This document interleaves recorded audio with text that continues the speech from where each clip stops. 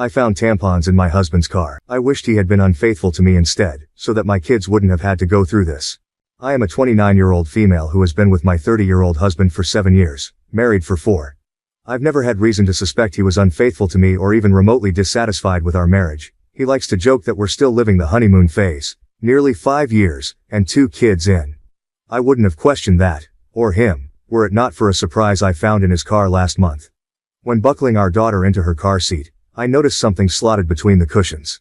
At first, I thought it was just some stray toy or snack wrapper, so I reached down to fish it out. As my fingers closed around the object, I felt the familiar cylindrical shape of a tampon.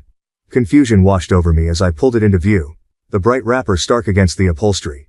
This wouldn't have been so unusual had I not had an IUD that has stopped my period for the past year, and I didn't even recognize the wrapper style. It was a brand I'd never used, a small but glaring discrepancy that made my stomach churn. I brought it to my husband's attention later that evening, still holding the offending item like it was evidence in a mystery I was desperate to solve. He didn't seem to understand what it was at first, staring at the tampon in my hand with genuine confusion. "Why are you showing me this?" he asked, his brow furrowing. I took a deep breath, trying to keep my voice steady. "I found it in your car, between the cushions, and it's not mine. I haven't had a period in over a year, remember?" His face remained blank for a moment longer before realization dawned. He shrugged and said it probably belonged to his co-worker, Fiona. His initial confusion quickly gave way to dismissiveness as he waved off my concerns with a nonchalant explanation. "Probably Fiona's," he said with a shrug, turning back to his phone.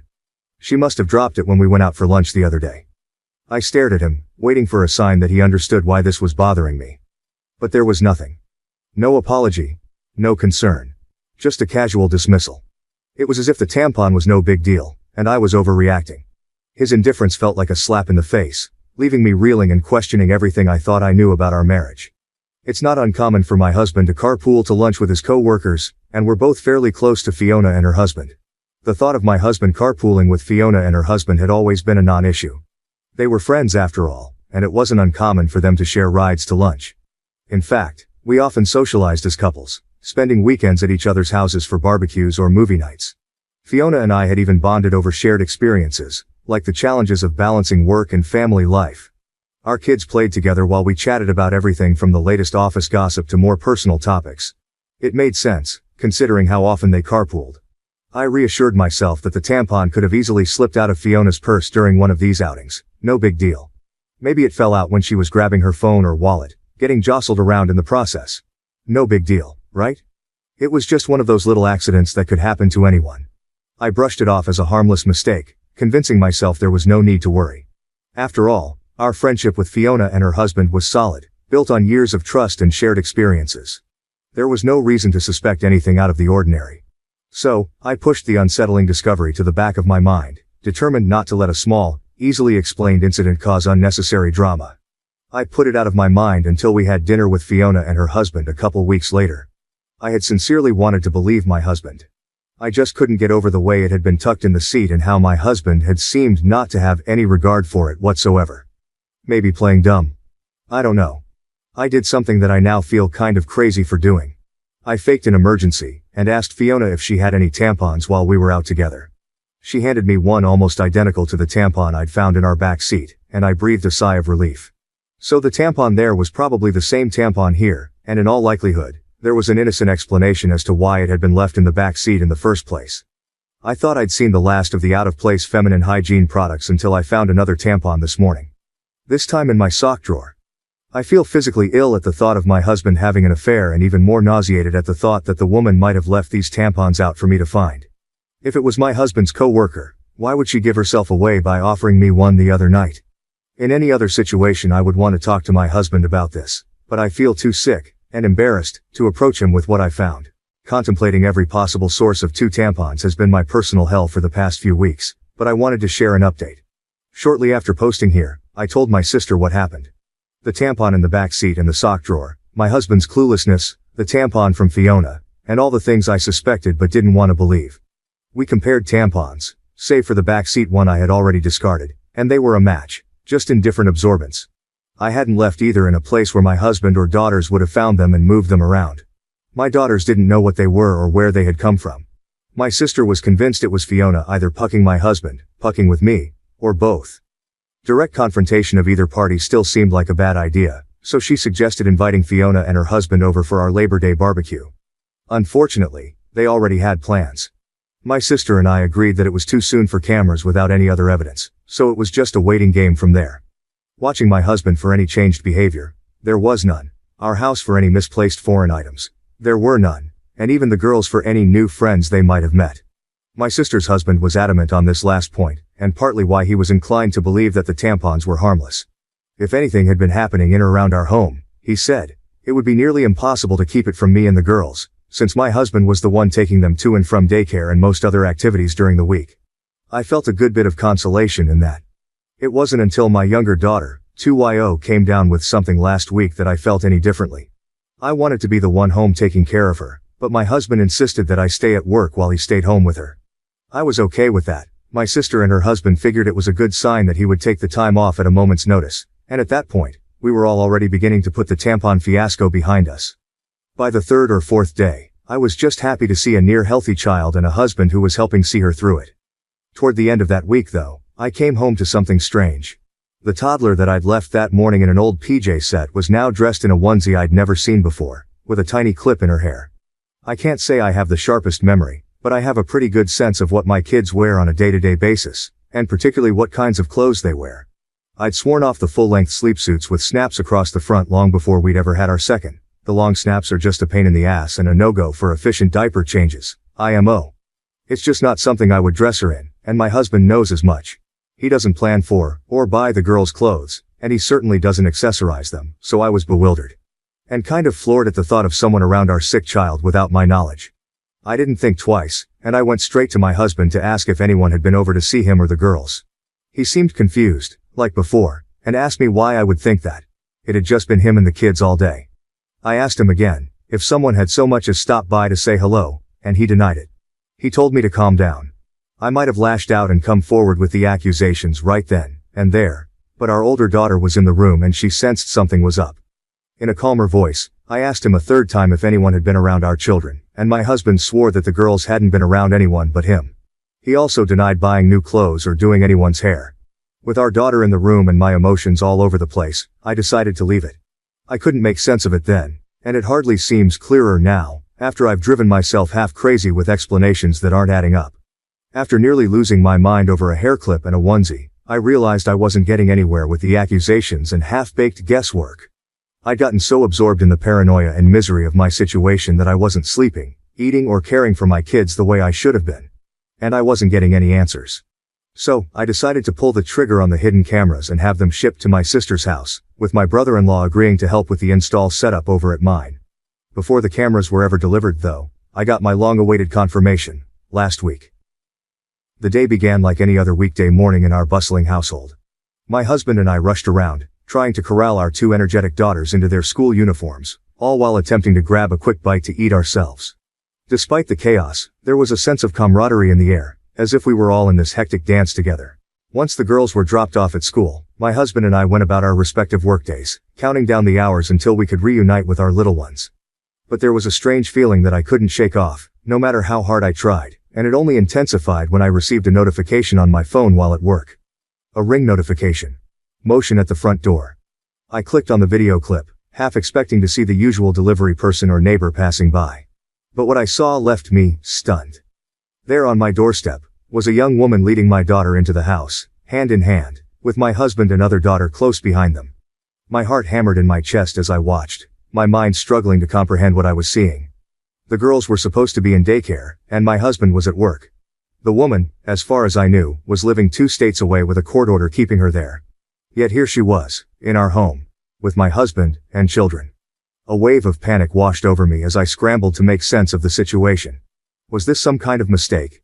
A misunderstanding? Or was there something more sinister at play? I felt a knot form in the pit of my stomach as I realized that the answers to my questions might be far more troubling than I ever could have imagined. I stared at the screen in disbelief, the blood pounding in my ears as I watched the unthinkable unfold before my eyes. There, on the footage captured by our Ring doorbell, was a scene straight out of a nightmare. A woman I hadn't seen in years, leading my youngest daughter into our home hand in hand, with my husband and older daughter trailing behind them. The shock of the moment rendered me momentarily speechless. How could this be happening? The girls were supposed to be at daycare, and my husband at work. Yet here they were, entering our house with a woman I never thought I'd see again. My sister-in-law. My initial reaction was one of sheer disbelief, a desperate hope that there must be some kind of mistake, some innocent explanation for what I was witnessing. But as the reality of the situation sank in, a wave of anger surged through me like a tidal wave, threatening to consume everything in its path. With trembling fingers, I reached for my phone, my heart pounding in my chest as I dialed my husband's number. I needed answers, and I needed them now.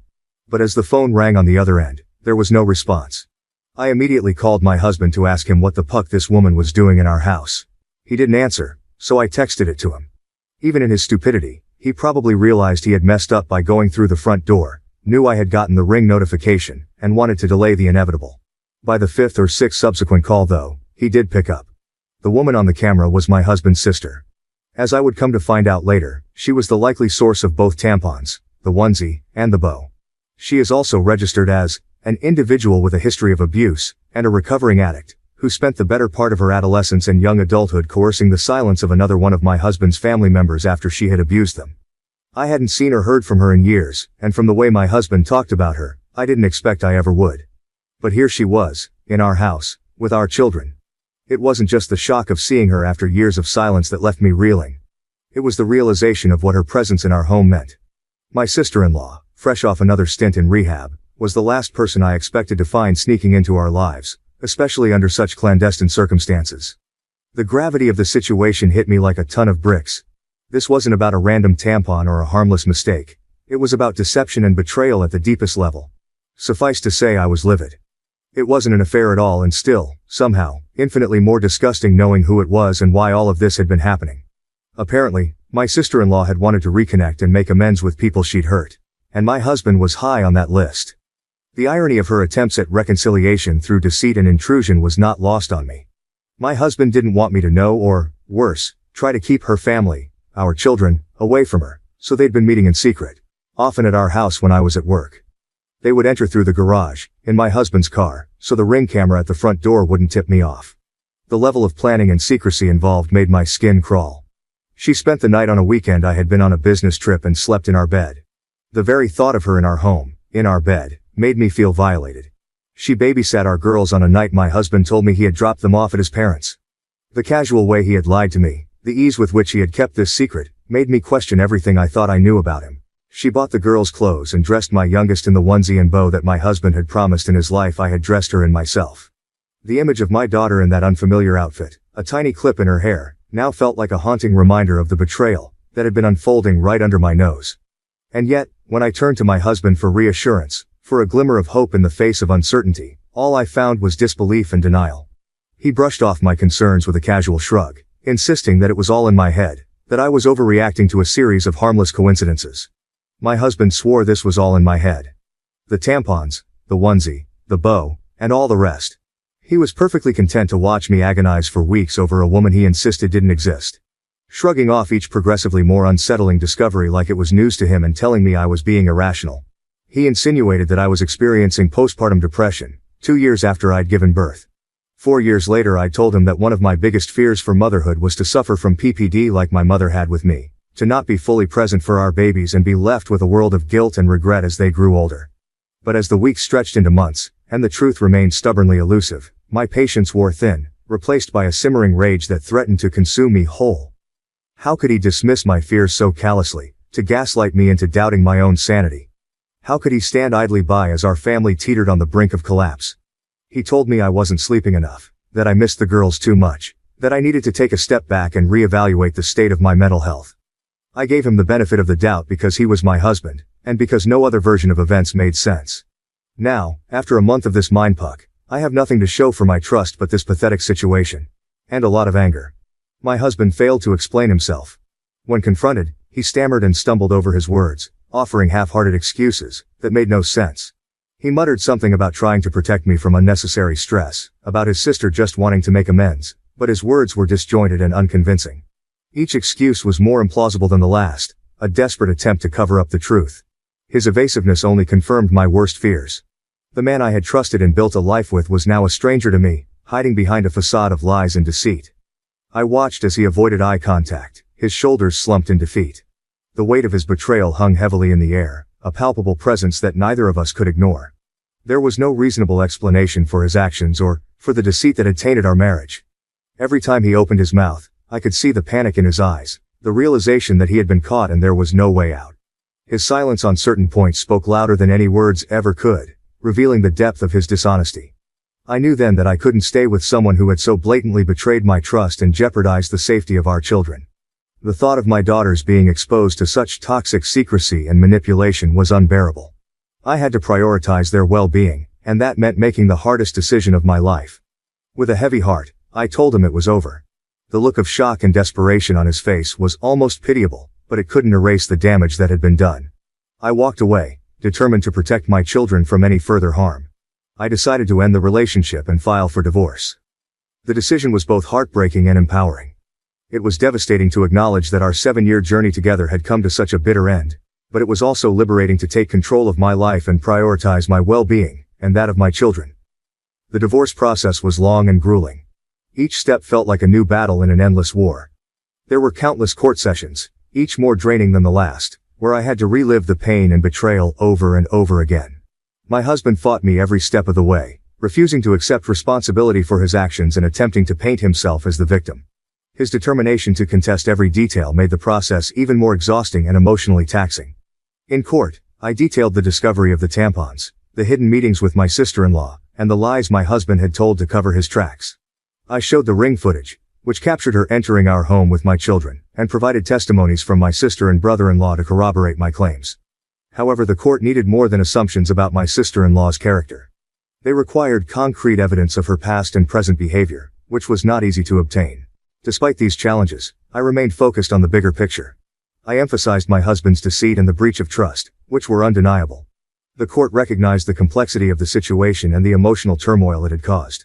After months of legal battles and countless court sessions, the court ruled in my favor. I was granted primary custody of our daughters, with my husband receiving supervised visitation rights.